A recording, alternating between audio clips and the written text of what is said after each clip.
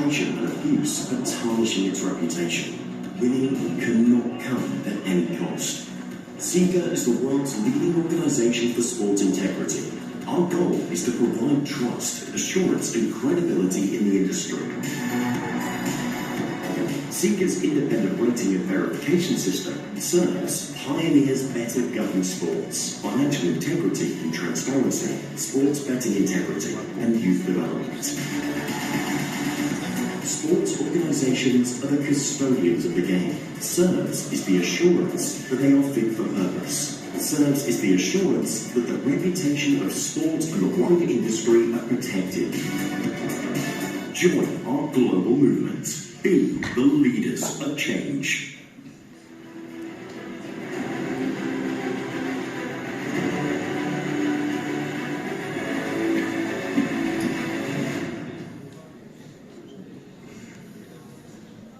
Okay, please welcome on stage Emanuel, Macedo, Medeiros.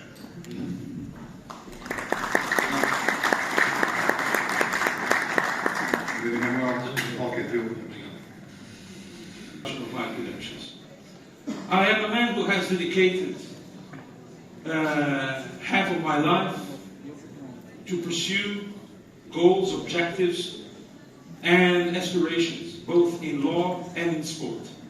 Two roads that are entwined, two roads that have led me to be here today with you. And what a turnout we have here. An amazing thought leadership event, organized by one of the most dynamic, vibrant leagues in Europe, League of 12. So I would like also to render homage and take my hat off to Pedro Proença and his team for putting together this amazing journey of thought leadership, debate, and fueled action. Let us seize the moment.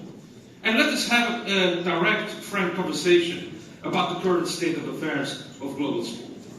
We all know the positive, we all know the invaluable contribution that sport has given and continues to give to global society and global economy.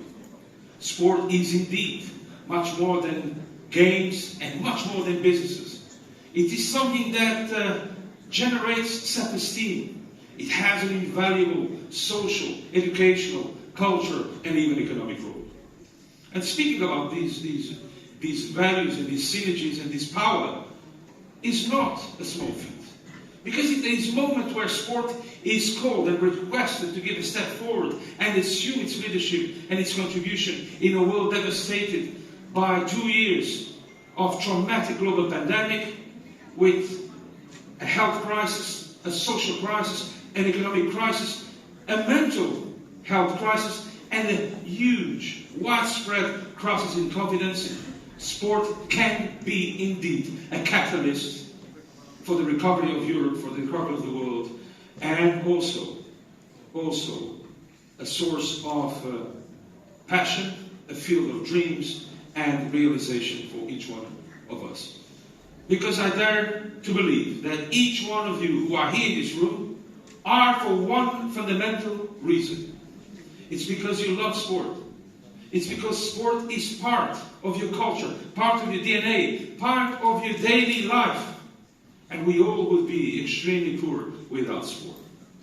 But let's face it, for sport to exert its fundamental role in this collective effort to recover socially and economically our countries, our continent, our world, sport needs to be able to lead by example. Sport needs to be able to look itself in the mirror. Sport needs to be able to have the courage to assume its vulnerabilities. A sport is today more exposed and more vulnerable to a number of threats. Threats that are global in their dimension. Threats that are increasingly complex and sophisticated. Threats that go beyond sports organizations' own ability to tackle them. Corruption, money laundering, tax evasion, child trafficking, criminal infiltration, and a number of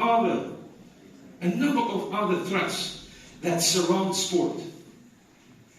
These threats constitute not a sporting merit per se, they are a matter of public order. And matters of public order demand and request and summon, first of all, governments to undertake their share of responsibility. Because at the root of the problem lies not only the pace of change, this fast-paced transformation that the whole industry is going through, in a world that is increasingly digital, open to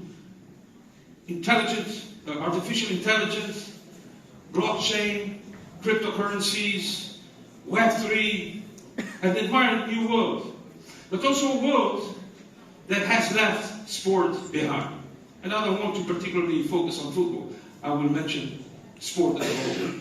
Because at the root of the problem has been an undeniable lack of globalship, an indisputable lack of reformist vision, the ability to converge all key stakeholders in a united front so that they are capable of transforming these adversities, these threats, into opportunities of success. And what a moment we have ahead of us, ladies and gentlemen. What a moment.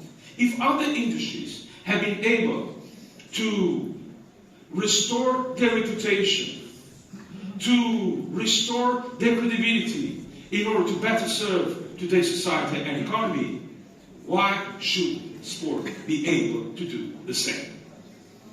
I ask you, is sport doomed to be another dog in today's society, where it can be finger-pointed, where it can be an easy target of smear campaigns and name and shame deliberate attitudes? Or do we want really to change the needle? Do we want really to assume our responsibility in a critical moment in our lives and in our times?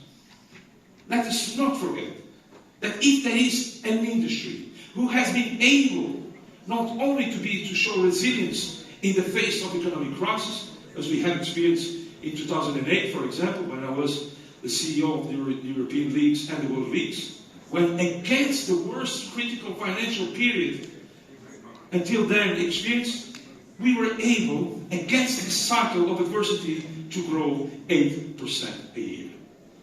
Now, this is only possible because of you, because of those who love it, those who work in it, those who invest in it. And that is why integrity is king. And it must be placed at the top of the agenda, because without integrity there is no trust. And without trust there is no passion from the fans. There is no confidence from the investors to continue to invest not only their money but their reputation. And let's look around us. Every day, despite the cornucopia of marketing, propaganda, despite the positive campaigns, we see incidents that tarnish the reputation of the sport and of the industry that we love. I will not raise my finger against any organization, any country, any individual, because we, SIGA, exist not to name and shame, but to name and fame. We came together, this coalition of the willing, this coalition of like-minded organizations and people who believe in the power of sport, to restore the trust that had been broken, to reignite the confidence in an industry that has everything to succeed. But to tackle these problems, let us not be naive. Even if sports organizations have the best intention, sports organizations cannot tackle these challenges single-handed and alone. We need governments to assume their responsibility and show the leadership that comes with the status of custodian of our democratic and civilizational values. Not turning a blind eye, not postponing urgent reforms as we have seen year after year, government after government. We need also international organizations to seize this continuous, perpetual attitude that transform them into talking shops in order to be agents of change, in order to have real leadership and make things happen. But also, you have an important role to play. Because without a genuine culture of integrity, without an attitude, concerted, coordinated, global, united, genuine, that places integrity at the top of the tree, at the top of the agenda, at the podium, which is where it belongs, we will not succeed. We will not succeed. So I invite you, I encourage you, and I ask you to be the leader that exists in you, to exert a positive attitude, to promote integrity and good governance in sport. This is the vision of SIGA, humbly speaking, to usher sport into a new era of enhanced governance and integrity, an era where sport can be trusted, where your investments and your reputations are safeguarded, an era where sport can fulfill to the fullest its role in a beaten and bruised, traumatized global society and global economy. This is why we have put our best efforts to design a set of universal standards that provide a silver bullet, that provide the recipe to enhance governance at all levels, to ensure that we have meaningful, real, tangible financial integrity and transparency. And yes, you may think about financial flows, you may think about investment funds, you may think about money laundering, you may think about tax evasion. Everything that we do not need and we need to fight, and the fight begins right at the outset, at the roots, in our clubs, in our schools, in our houses, in our streets, in our stadiums, everywhere. This is a moment for action, because actions speak louder than words. Together with you, with those who do not have fancy titles, of those who do not drive fancy limousines, of those who are not the biggest football stars, but you, the assets, you, the soul, you, the real owners of football. This is your moment to exert that leadership. This is your moment to give a step forward and be part of this positive culture change that, as I said, places integrity of sport right at the top. A lot I could say, but I will cease here. I believe we are living a critical moment, and we all have options. We can pretend it's not our business. We can even lower our arms and say in our own frustration that things have always been like this, so they will never change. But I dare to question. I dare to do the opposite exercise. I dare you to believe that if you can, you will. And with that note, ladies and gentlemen, I would like also to say that SIGA is here to stay. And we will continue to work in a positive vein, in a constructive fashion, with all sport. The international and national federations, the leagues, the clubs, the players' unions, the associations such as referees and coaches and fans, with whom we have been developing a very constructive and productive dialogue. We count on you. You know, you can count on us. Muito obrigado.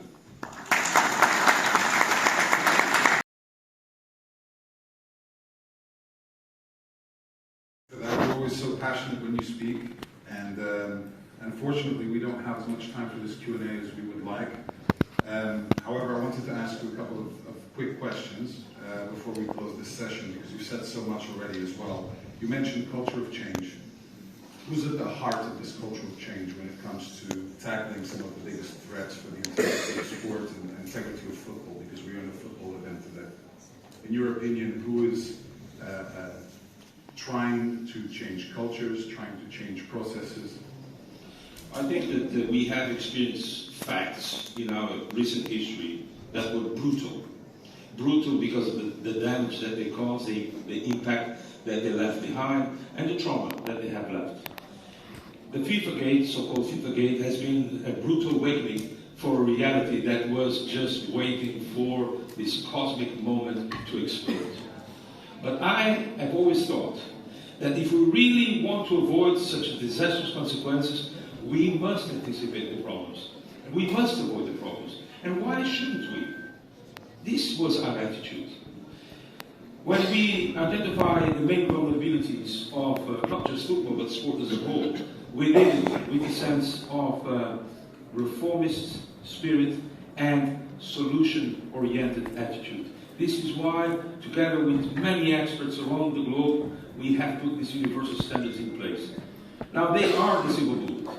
They are the map of the mind. And they represent the solution for every sport organization. Not just for sport organizations, but also for the sponsors, for the broadcasters, for the commercial partners. We all know that mentalities are changing. We all know that sponsors are no longer investing just because a club or a league or an FA has the ability to showcase their logo. They are not chasing any longer visibility. They are chasing values. And the predominant value here is integrity, in our lives as well as in sport. And this is what we work for, and we seek to safeguard and promote. The fact that we have the European Rugby League, the fact that we have also the World Rugby, who will join next year, the progress that the UEFA has been given, International Mixed Martial Arts Federation, International Chess Federation, the Portuguese League, who with me signed, not only with me, but the Players Union, the Referee Association, the Coaches Association, signed for the first time a pact for sport integrity. This was not just a name on a paper, this is a commitment, and I ask you again to hold us accountable if we or any of us does not deliver. That would be unforgivable. So we are committed to action. We know where the vulnerabilities are, and they are pretty much related with deficit of representative democracy, they are related with financial flows, they are related with the opacity that surrounds investment funds and the ultimate beneficial owners. But again, like I said, it's not just sport that needs to look itself in the mirror and assume the accountability. It's governments. And where are they? Where are they? To close this session, Emanuel, you talked about the work that you've done with a variety of sports organizations in the football landscape. We actually met a few times at the UEFA headquarters when I was there, and you met with the President, Alexander Jeffrey, and here you're also doing some great work with the Portuguese League.